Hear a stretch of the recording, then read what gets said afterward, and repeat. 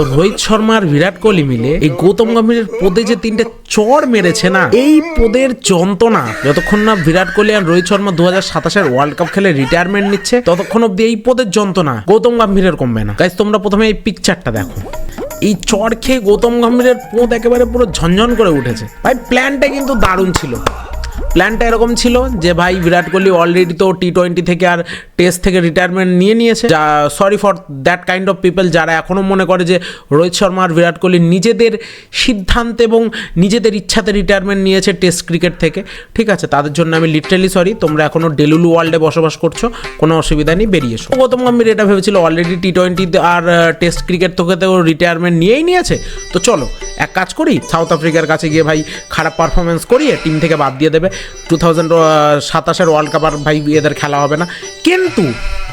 কিন্তু ভাই পেছন থেকে এই বিরাট কোহলি আর Rohit Sharma friendly fire on করে কখন যে গৌতম গম্ভীরের ঘাড় ভেঙে দিয়েছে সে নিজেও জানে না, সে এখন টের পাচ্ছে। 3 দিন গাইস, লিটারালি 3 দিন, 2টো সেঞ্চুরি, একটা হাফ সেঞ্চুরি, 3 দিন গৌতম গম্ভীর ঘুমাতে পারিনি।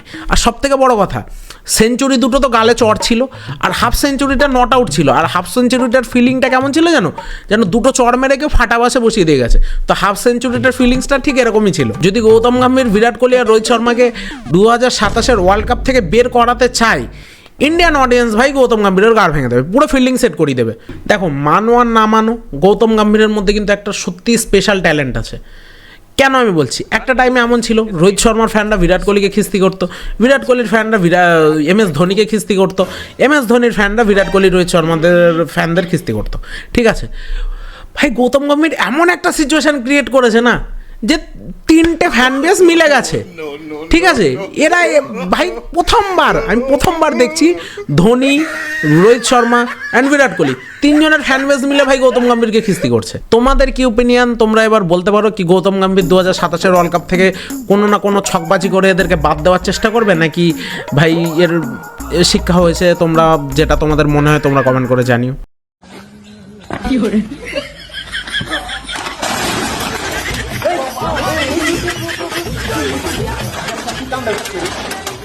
কি আমি আবার